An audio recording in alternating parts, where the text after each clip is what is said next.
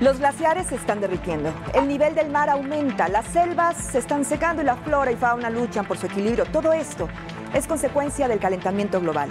La emisión de gases que retienen el calor y que generan el efecto invernadero alcanza niveles cada vez más altos ahora y en los últimos 65.000 años. El calentamiento global está provocando una serie de cambios en los patrones meteorológicos. Conforme el planeta gira, el calor va recogiendo la humedad de los océanos, aumentando aquí y asentándose allá. Y esto es innegable. El clima al que todos los seres humanos nos hemos acostumbrado desde distintas latitudes está cambiando de forma acelerada. ¿Qué haremos para frenar ese efecto? ¿Cómo vamos a sobrellevar los cambios que ya hemos puesto en marcha? Mientras intentamos entenderlo, la faz de la Tierra tal y como la conocemos, sus costas, bosques, haciendas, montañas, están en vilo. Yo soy Julieta Mendoza y esto es A Fondo. Quédese con nosotros.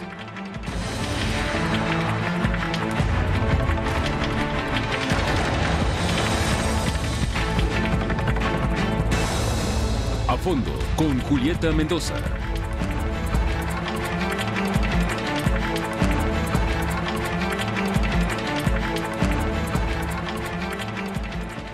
El dióxido de carbono y otros contaminantes del aire se acumulan en la atmósfera formando una capa cada vez más gruesa, atrapando el calor del sol y causando el calentamiento del planeta. La principal fuente de contaminación por la emisión de dióxido de carbono son las plantas de generación de energía a base de carbón, pues emiten 2.500 millones de toneladas al año. La segunda causa principal son los automóviles, emiten casi 1.500 millones de toneladas de dióxido de carbono al año y esto tiene consecuencias graves en la temperatura de la Tierra. ¿Estamos a tiempo de dar marcha atrás? ¿Se puede revertir el calentamiento global? Hoy vamos a platicar de esto y para ello voy a saludar a nuestros invitados esta noche. Doctor Andrés Flores, director de Cambio Climático y Energía del World Resources Institute. Bienvenido. Muchas gracias Andrés. El doctor Priyadarshi Roy, investigador titular del Instituto de Geología de la UNAM. Muchas gracias por acompañarnos, Priyadarshi. También nos acompaña esta noche el maestro en Ingeniería Edgar Villaseñor Franco, secretario regional para México, Centroamérica y el Caribe del ICLEI, Gobiernos Locales por la Sustentabilidad. Edgar, bienvenido. Gracias, buenas noches. Y el maestro Rodrigo Fernández Borja, quien es director de Comunicación Social y Divulgación del Instituto Nacional de Ecología y Cambio Climático. Bienvenido, Gracias. Rodrigo. Gracias. Bueno, pues el cambio climático, estamos acostumbrados a escuchar el concepto, pero tiene mucha hondura. Es una situación que no solamente afecta a los mexicanos, estamos hablando de un tema mundial. ¿Les parece si aterrizamos el concepto? ¿Qué es el cambio climático? ¿Quién quiere comenzar? Contigo, Andrés. Muy bien. Adelante. Bueno, tú lo mencionabas ahorita en la introducción, es el efecto de las concentraciones tan altas que tenemos de gases de efecto invernadero, sobre todo dióxido de carbono en la atmósfera, que atrapan energía y hacen que el planeta se esté calentando. Ya hay observado más de 1 grado de calentamiento del planeta desde la era preindustrial, cuando empezamos este proceso en que estamos de emitir cada vez más gases de efecto invernadero a causa del consumo de energéticos, por ejemplo, del uso de los automóviles, de la degradación de los bosques, que es también una causa importante, y de la degradación también de los desechos, por ejemplo, que generan metano y otros gases. Esto ha generado, como comentábamos, este calentamiento del planeta que ya no está a debate, ya es algo observado. Estamos arriba de 1 grado por encima de lo que estábamos en la era preindustrial. Los gases de efecto invernadero en las concentraciones, digamos, naturales por miles de años, por 60.000 millones de años, como decías, estaban en más o menos 280 partes por millón en la atmósfera. Ahora estamos en 410 partes por millón. Eso no se observaba en la atmósfera del planeta desde hace 3,5 millones de años, desde el Plioceno, desde cuando los hombres, la humanidad no existía en la Tierra. Y en ese entonces el nivel del mar estaba 20 metros por encima de lo que lo tenemos ahora, porque obviamente con estos niveles de concentración de gases de efecto invernadero en la atmósfera, los hielos polares no existían como existen ahora, no había glaciares, en fin, era un planeta totalmente diferente y hacia eso creo que nos estamos encaminando si no paramos las emisiones de estos gases. Es que el tema aquí es que lo hemos acelerado. ¿Cómo lo miras tú? Y yo, la verdad, voy a llevarle un poquito pasado en tiempo, prolongando esa discusión, porque soy geólogo. Entonces, la planeta Tierra tiene más de 4.500 millones de años. Entonces, clima es un sistema dinámico y clima siempre ha cambiado. ha cambiado una forma natural debido a que, dependiendo de la geometría entre la planeta Tierra y el Sol, su órbita cambia su forma, en la inclinación de la Tierra cambia, entonces hubo intervalos cuando recibía mayor energía solar, era caliente, menos insolación solar, era frío. Asimismo, otro factor que causa cambio climático, o que es causante de cambio climático, es la composición atmosférica, entonces, la concentración de gases de efecto invernadero. Entonces, por diferentes razones naturales, por el movimiento de las placas, erupción volcánica, hemos tenido alto contenido de CO2 en la atmósfera, lo que ha causado calentamiento. Okay. Entonces, ¿cuál es la contribución de hombre? Hombre no es el único razón de cambio climático. Clima siempre ha cambiado. Hombre que ha hecho, ha acelerado el proceso. Lo que ocurría en miles de años, por ejemplo, ahorita escuchamos que si vamos al núcleo de hielo, nos lleva más de 400.000 años. Núcleos de hielo son excelentes registros de temperatura y composición de CO2 en la atmósfera. Entonces, en los últimos 400.000 años, si vemos, entonces, la concentración de CO2 variaba desde 280 partes por millón hasta 200 partes por millón. 80 partes por millón variaba. Eso causaba calentamiento y enfriamiento. Había un balance. Sí, era cíclico. Cada 100.000 años se repetía ese proceso. Entonces, los periodos calientes que conocíamos como intervalos interglaciares y los intervalos fríos conocíamos como intervalos glaciares. Los intervalos interglaciares eran corta duración, más o menos 10.000 años duraban. Y después empezaba a enfriar gradualmente, entrábamos en un intervalo frío, conocíamos como intervalo glaciar. Eso duraba más tiempo, 40, 50.000 años. ¿Okay? Entonces, esa variación de concentración de CO2 que controlaba el cambio climático, nada más 80 partes por millón variaba en 100.000 años, pongamos. Y ahora escuchamos que después de la industrialización, en 100 años, la concentración ha aumentado de 300 partes por millón a 400 partes por millón. Entonces, en 100 años hemos aumentado 100 partes por millón.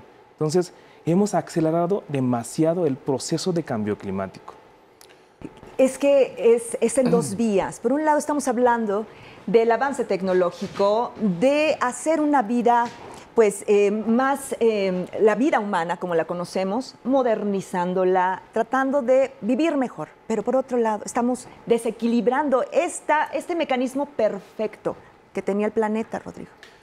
Pues mira, la verdad es que gracias al efecto invernadero también existe la vida. O sea, debemos de partir de ahí. El efecto invernadero es parte de lo que gracias a él existe y existen los seres vivos y se ha generado en este planeta, a diferencia de otros, pues la vida como la conocemos, ¿no? A mí me encanta, bueno, yo soy comunicador, a mí me encanta cuando Carl Sagan situaba toda esta historia del mundo y dice que nosotros estábamos, creo que en el último minuto o últimos, ¿no? Segundos de toda la historia del universo y de la Tierra, o sea, ya cuando empezamos a... Y si lo pensamos en esa escala, como bien mencionaban nuestros compañeros, pues en estos últimos segundos estamos cambiando y acelerando este proceso. Ese es el problema, digamos, grave aquí, ¿no? Que todo este proceso que llevaba mucho tiempo, son épocas grandes en que suceden estos cambios en el clima, pues ahorita por las grandes concentraciones que estamos generando los seres humanos, pues este proceso se está acelerando. Y es ahí donde necesitamos generar un cambio. Un cambio. ¿Y la conciencia, cómo la miras tú? Precisamente coincidiendo con mis colegas, un gran problema que se ha dado es la falta de conocimiento del problema, de los problemas ambientales en general y cambio climático aún más. Tenemos 40 años de platicar de los temas ambientales, de saber qué es lo que le hemos hecho a nuestro entorno. Y hoy en día, a lo mejor en esta mesa no tenemos problema en afirmar que el cambio climático existe, pero cuando platicamos con autoridades, en nuestro caso con alcaldes, con gobernadores, todavía hay muchos que no lo ven como una realidad, como lo ven como un fenómeno que solamente sucede cuando hay una debacle ambiental en ese momento. Si vamos a las comunidades, tenemos comunidades muy pobres, que son las que están enfrentando la problemática, y ellos tienen mayor conocimiento de lo que es el cambio climático, pero los tomadores de decisión no. Entonces, eso nos ha llevado a que una realidad, lo que estamos viviendo hoy en día, se queda en una mesa, en un grupo de trabajo que a lo mejor no tienen la capacidad suficiente para dar a conocer estos temas, pero con mayor razón tratar de revertir el problema. ¿Cómo vamos a contribuir cada uno de nosotros a la solución de esta problemática? Y no solamente, y lo dices bien, porque no solamente es México, la preocupación no nace de un cliché o no nace de una postura, ¿no? O de un grupo determinado, sino hay una conciencia global que tiene distintos intereses. Y de eso vamos a hablar al regreso de la pausa. ¿Les parece? ¿Algo más que quieran comentar respecto de este primer diagnóstico? Andrés. Bueno, solamente distinguir entre el efecto invernadero natural, que es gracias al cual tenemos una temperatura promedio en la Tierra de 14 grados centígrados en la cual podemos vivir, y el efecto que genera vida, como dice. La vida como la conocemos, digamos, nos podemos adaptar a menos o a más, tal vez los humanos, otras especies no, pero distinguir eso de lo que estamos nosotros ocasionando como un efecto invernadero inducido, digamos, adicional al natural, que es lo que ocasiona que el planeta se esté calentando tan rápidamente. Hablamos de tecnologías, de industria y de otros efectos o de otros mecanismos que inciden en este efecto. Sí, hay muchas causas. Los humanos por muchos días estamos causando este calentamiento, además de las causas naturales, obviamente. Y eso nos lleva a un grado arriba, que si lo comparamos con por ejemplo, con un cuerpo humano, a mí me gusta hacer esa comparación porque creo que es muy buena para comunicar el problema. Si estamos un grado arriba del promedio, ya tenemos tal vez fiebre, ya estamos enfermos. El planeta un poco sufre. Y el planeta lo está demandando. Ya lo escuchábamos con Rodrigo, con Edgar. Estamos apelando a la conciencia o a este cambio de modelo, pero el tema no es menor y me parece que en muchas de las agendas mundiales apenas comienza a revertir el número. Bueno, vamos a regresar con esto y no se vaya, es una pausa muy breve, es a fondo, hoy con calentamiento global. Estamos de regreso y estamos platicando del cambio climático. Bueno, pues en la pausa tratamos de reacomodar todo esto que tiene mucho por analizar, sobre todo haciendo énfasis en el cambio de conciencia, ¿no? Como ya lo decía hace rato Rodrigo, como lo decía Edgar. Pero una vez que está establecido el diagnóstico, que hay conciencia por parte de, que hablamos, más de 200 países que son los que han suscrito los protocolos o recientemente el Acuerdo de París. Pero más allá de eso, ¿cuáles son los efectos, no solamente para la Tierra, sino para la humanidad? Me gustaría escucharlos. Comienzo contigo. Adelante, Edgar. Retomando un poco la plática en la pausa que tuvimos, efectivamente pudiera no haber una debacle en la humanidad debido al cambio climático. Lo que sí vemos es que se van a tener desastres y se van a afectar comunidades. Como ya lo hemos visto, ¿no? Ya los climas han alterado y quiero que me corrijan, no es tanto el clima, sino son los efectos. Sí, absolutamente. No hay equidad en el cambio climático. Con todos los fenómenos que se viven, las comunidades más pobres, las que más necesidades tienen, son las que lo van a enfrentar y las que más pérdidas van a tener.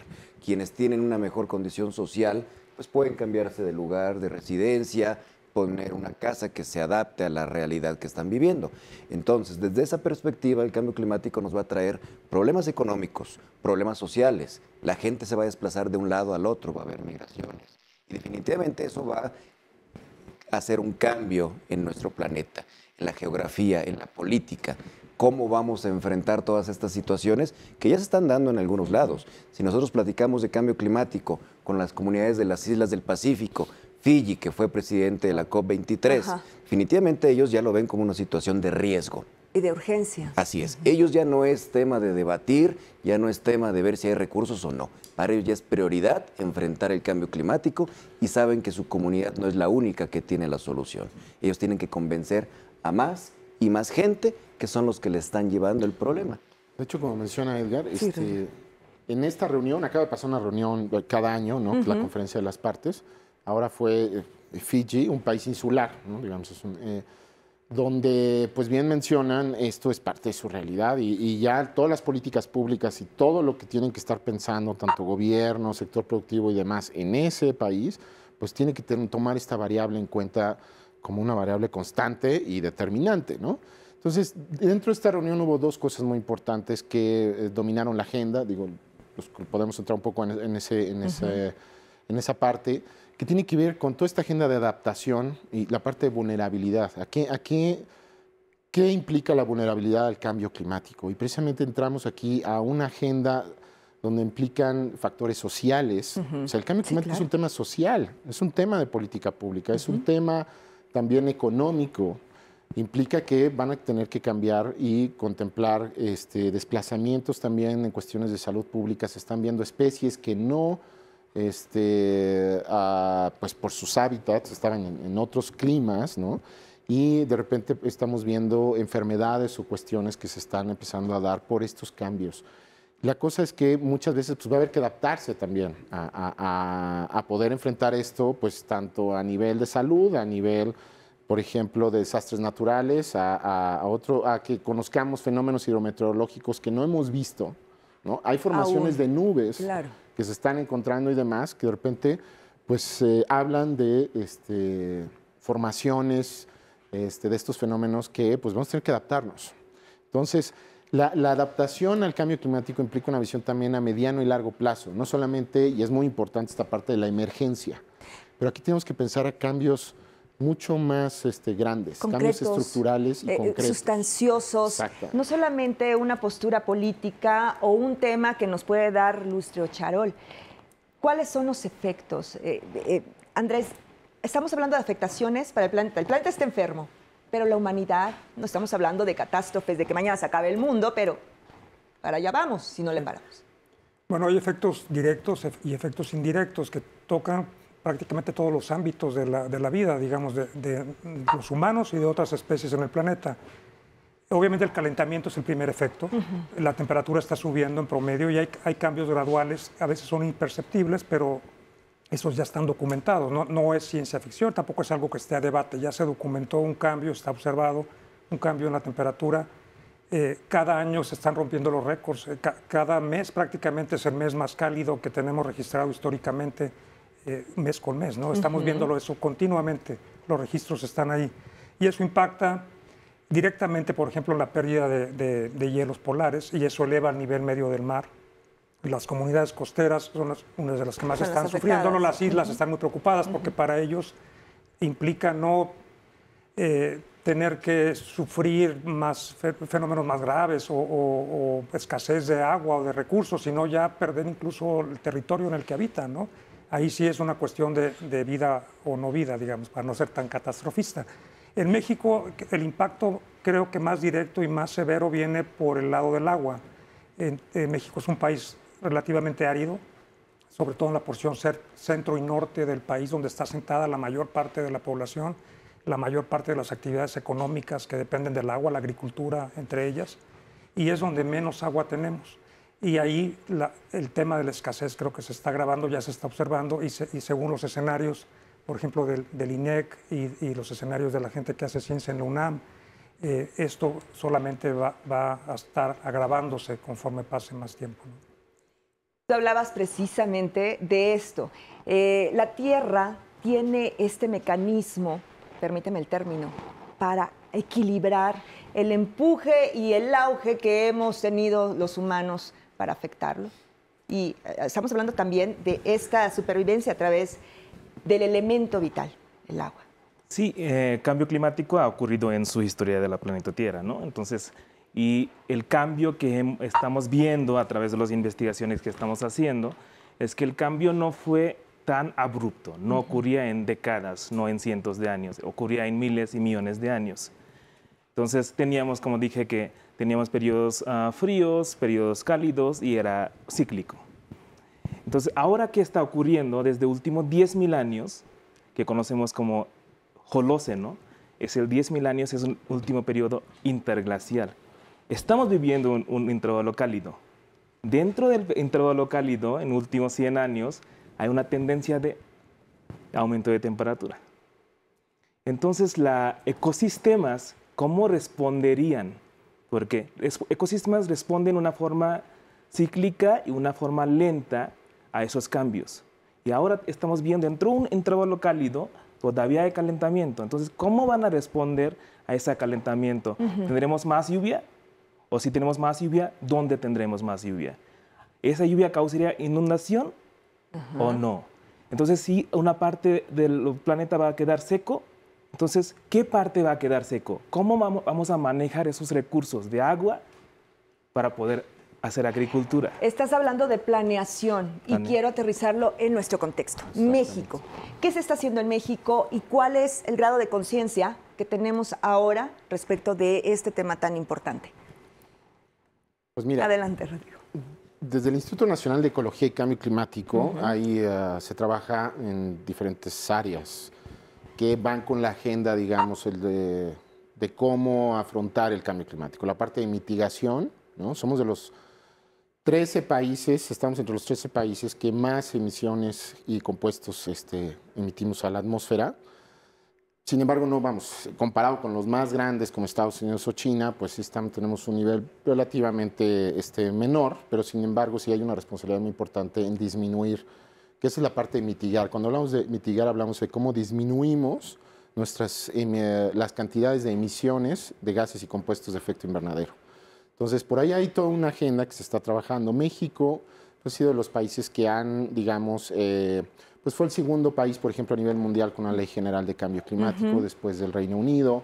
El Instituto Nacional también de Ecología y Cambio Climático es parte, digamos, de los hechos, digamos, que como Estado mexicano, bueno, pues tenemos un instituto dedicado, digamos, al tema de cambio climático, ¿no?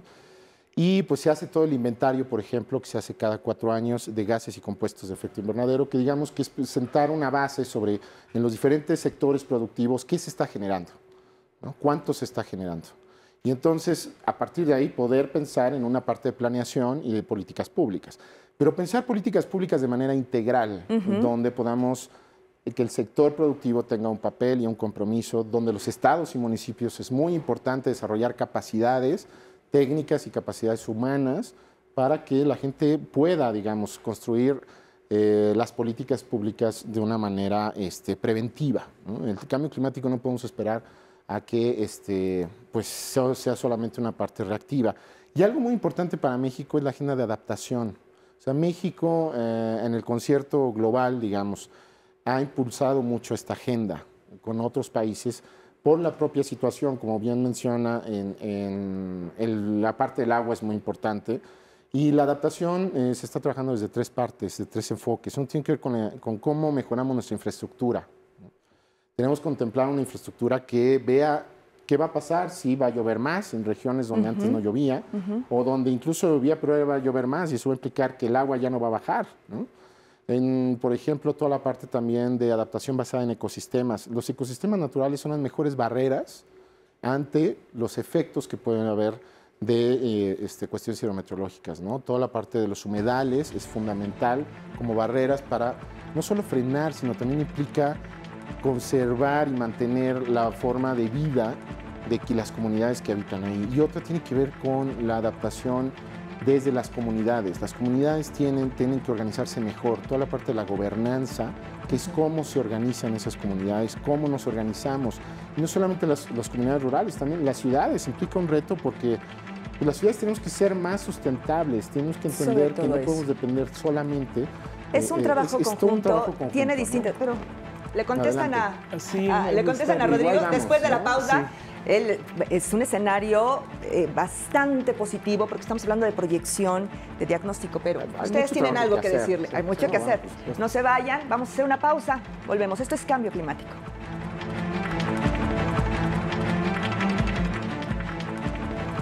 Hoy estamos hablando de cambio climático. ¿Qué estamos haciendo como humanidad? ¿Qué estamos haciendo como país? ¿Cuáles son las políticas públicas que se tienen que direccionar en este tema? Pero sobre todo, ¿qué está haciendo usted? ¿Qué está haciendo en casa? ¿Qué está haciendo con estas nuevas tecnologías que muchas veces podemos adoptar paneles solares, autos híbridos, en fin, hay muchas situaciones que nosotros desde nuestra trinchera podríamos revertir. Primero hay que conocer y hay que saber y estar conscientes de todo lo que implica el cambio climático y los efectos o las consecuencias que tiene para la humanidad. Nos fuimos al corte anterior con el comentario de Rodrigo y hablábamos de las políticas públicas. ¿Se puede revertir? Comienzo contigo, doctor. ¿Se puede revertir el cambio climático? ¿Se puede frenar? ¿Y hacia dónde tenemos que caminar? Bueno, yo voy a llegar un poquito más allá a las conciencias, ¿no? Entonces, cuando hablamos de conciencias, pues conciencias siempre hemos tenido para cuidar la planeta Tierra. Por eso en 97 hubo el acuerdo o protocolo de Kioto. Algunos países tomaron la iniciativa. Bueno, no funcionó, no llegamos a un acuerdo, pero hubo un inicio, ¿no? Iniciaron a generar conciencias para cuidar la planeta.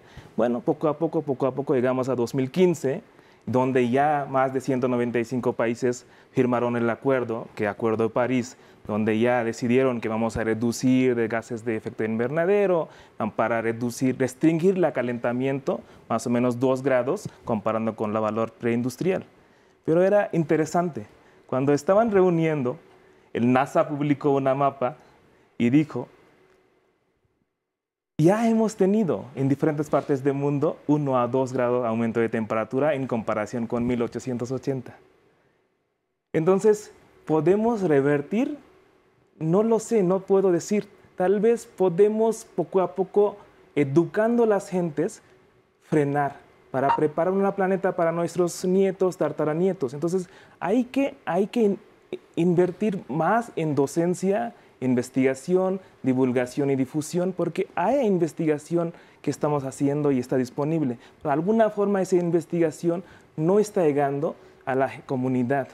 Entonces, independientemente su edad, su escolaridad, como dicen, es un niño o es un adulto, tenemos que llevar esa educación a todas las personas. Y sí, o sea, me parece que es una intención muy legítima, tratar de cambiar la conciencia social, pero en México hemos llegado tarde a este tema. ¿Cómo lo ves respecto a América Latina? En México no hemos llegado tarde, vamos alineados. Yo trataría de enfocarlo de lo global a lo regional. Las ciudades son parte del problema, pero también son parte de la solución. En ese sentido, ICLEI y los gobiernos locales desde hace muchos años han trabajado en los acuerdos internacionales con esta misma premisa.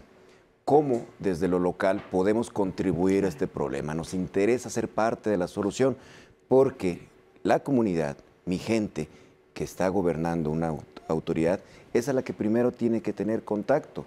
La comunidad llega con el alcalde cuando tienen un problema. Entonces, desde ese sentido, los gobiernos locales tienen sus presupuestos, sus propias políticas y algunas de las acciones para mitigar o para adaptarse al cambio climático las realizan desde lo local. En ese sentido, justo ahora en la COP23 que acaba de terminar hace unos días, se llegó a un acuerdo, el de Bonn-Fiji de los gobiernos locales. Justamente lo que dice es, las ciudades del mundo nos vamos a sumar a los compromisos hoy existentes. Hemos logrado a través de una plataforma de registro de emisiones que se llama Carbon, lograr que más de 1.019 gobiernos locales del mundo que representan a más de 800 millones de habitantes tengan acciones que pueden reducir más de 26.8 millones de toneladas de CO2 equivalente, que esto es una contribución significativa a las emisiones que se están produciendo a nivel mundial. Es un reflejo de que sí se puede. Y a nivel local, ¿qué se hace? Pues definitivamente tenemos a cargo el alumbrado público, dependiendo de las ciudades, el transporte, los permisos de construcción, en fin, hay muchas acciones. Definitivamente, para cerrar esta parte, decir que en el tema de cambio climático no podemos trabajar aislados. El esfuerzo es mucho. Si dependemos solo de nuestro gobierno nacional, no se va a lograr. Como lo dice el primer ministro de Fiji, estamos en un bote. El bote es nuestro planeta Tierra. O nos hundimos todos con él o remamos hacia el mismo lado para lograr llegar y salvarnos. Muy buen comentario. ¿Qué nos dirías al respecto, Andrés? Sí, nosotros reconocemos el valor de las acciones locales y las acciones regionales para enfrentar el problema, sobre todo cuando tenemos un contexto político como el que está ahora teniendo Estados Unidos, por ejemplo, donde el gobierno federal, el gobierno nacional, un poco va en retirada y está haciendo, tomando pasos hacia atrás. Ese es un buen punto.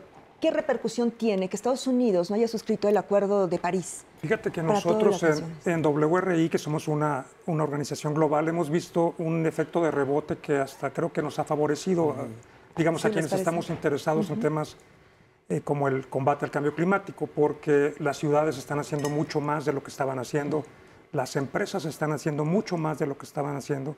Y creo que ahí lo que es importante es reconocer también que muchos de los cambios que tenemos que hacer en conductas, cambios en tecnología, no solamente ayudan a atacar el cambio climático, no solamente ayudan a mejorar el medio ambiente, también pueden traernos beneficios económicos y sociales, cambiar hacia tecnologías más eficientes. También, por ejemplo. exacto, ese también es un punto que puede incidir en beneficio para nuestro país. Y hay que hacer los análisis. Nosotros hemos aportado muchas propuestas al gobierno de México, por ejemplo, a los gobiernos locales y a gobiernos en todo el mundo, a entidades privadas incluso, de cuestiones que se pueden hacer con muy poco recurso o incluso con ahorros en recursos. Obviamente tienes que invertir algo para cambiar la iluminación, por ejemplo, en una casa, para volverte más eficiente en el transporte, pero eso a veces en plazos muy cortos se paga y te genera incluso ahorros económicos, te genera mayor bienestar.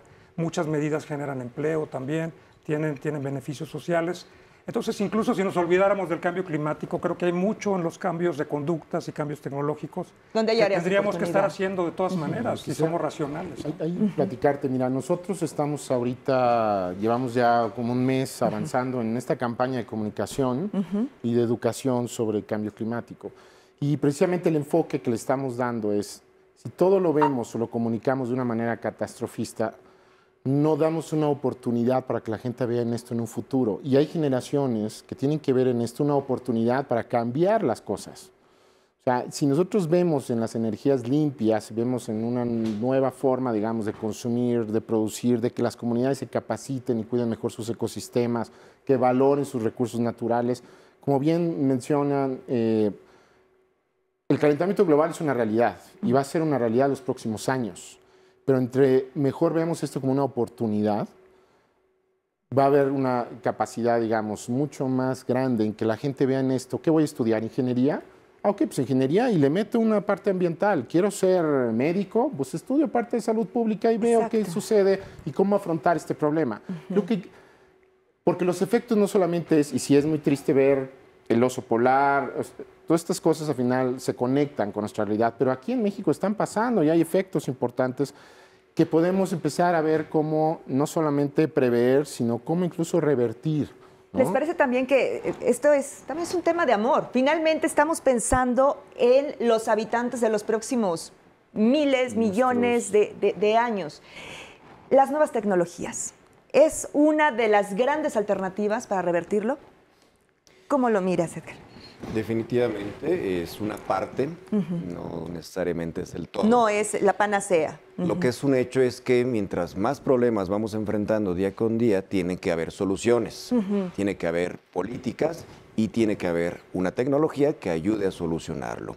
Afortunadamente, en el tema de producción de energía, hemos visto que las energías renovables tienen un gran impacto, están siendo cada día más factibles de implementar y se está subiendo la contribución del total de producción mundial de generación de electricidad por parte de las energías renovables. Es un reflejo. Si el consumo de electricidad también nos implica generación de gases de efecto invernadero, también vemos que hoy hay tecnología de iluminación que reduce ese consumo, como las lámparas LED. Y en transporte, en residuos sólidos, va a haber una tecnología. El problema es cómo acceder a esta, porque cada vez que tenemos una nueva tecnología cuesta. Y luego, quien tiene que acceder a esa no tiene los recursos. Si vemos que residuos sólidos es uno de los grandes contribuyentes a las emisiones de gases invernadero y vemos que los municipios en México no tienen dinero para pagar un relleno sanitario o una planta que aproveche el biogás para generar electricidad, pues definitivamente Imposible. no se puede usar No esa puedes tecnología. educar con carencias de este tipo tan básicas. Así es. Las nuevas tecnologías tienen que ir ligadas con fuentes de financiamiento. Cómo acceder a los recursos internacionales, si es que hay, a nivel local, para que se pueda acceder a estas tecnologías. Antes de escucharte, Rodrigo, ¿qué opinas?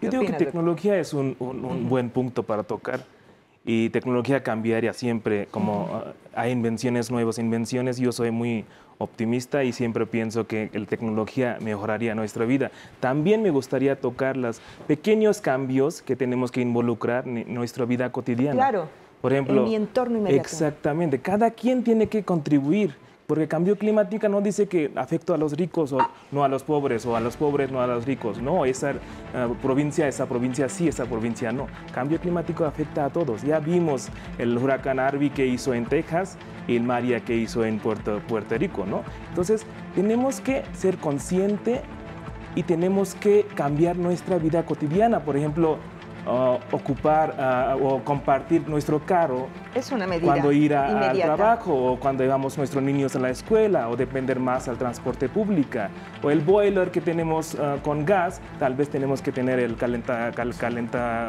se llama? Calefactor solar. Y de hecho hay una alianza ¿Y qué solar.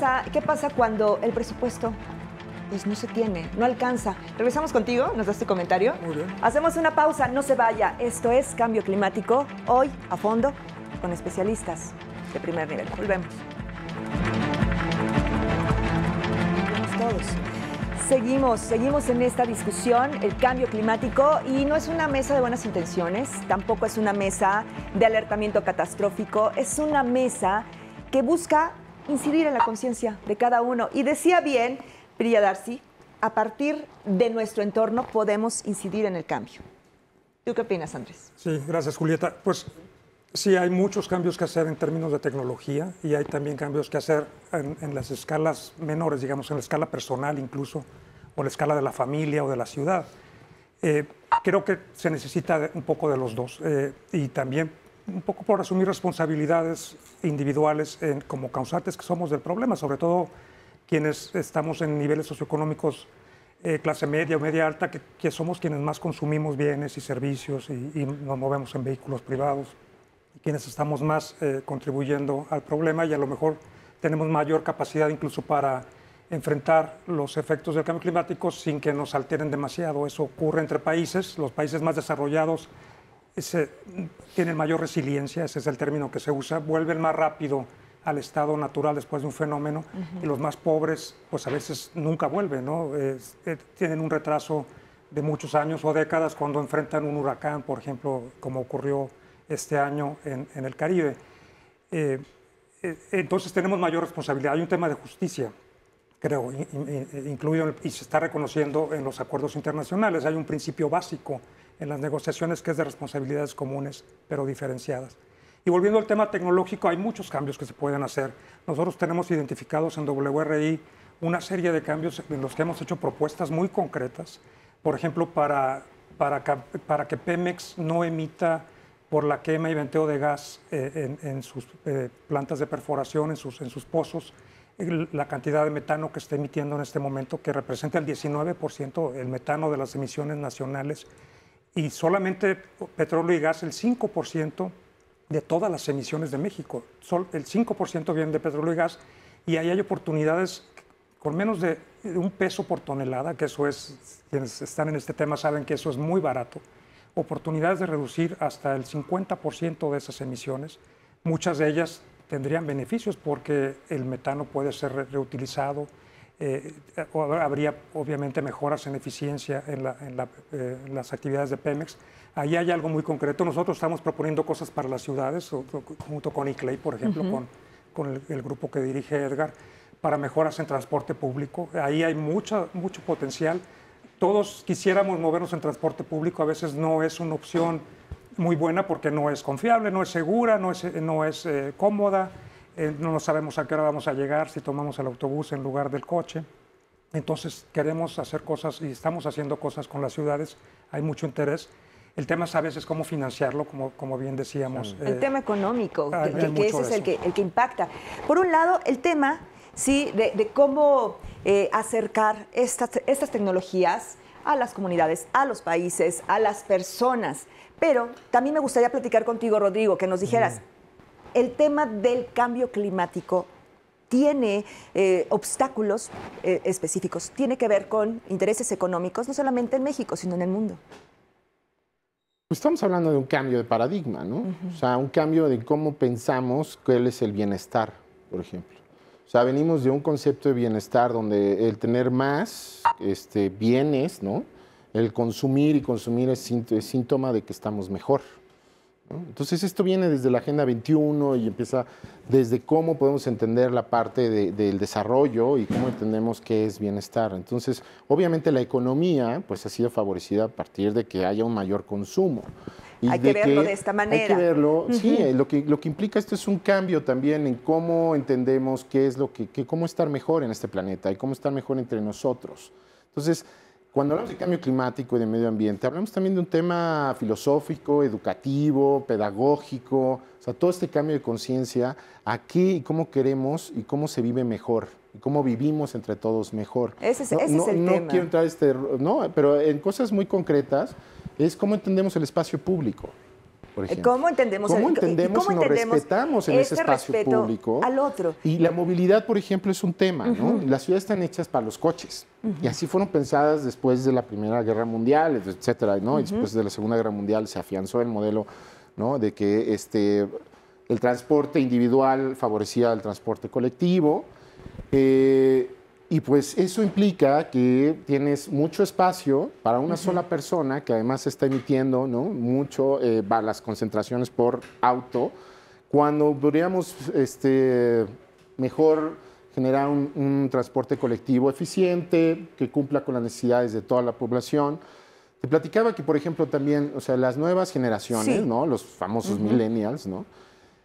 Tienen herramientas y las manejan de una manera mucho más natural, donde podemos ver no solamente cómo mejorar el tráfico de las ciudades. Aplicaciones, recursos. Sino, por ejemplo, ahí te comentaba que con el Instituto Nacional de Ecología y Cambio Climático junto con la Universidad de Berkeley, empezaron a desarrollar y hay todo un modelo que está ahorita pues precisamente concretándose, donde cómo se aprovecha toda esta cuestión del Big Data, que es esta información inteligente de cómo están funcionando las ciudades, el tráfico y demás, para poder mejorar, digamos, la eficiencia en el uso del transporte colectivo. Ese es un punto. Por ejemplo, ¿qué rutas necesitan cambiar para que sean por vehículos eléctricos?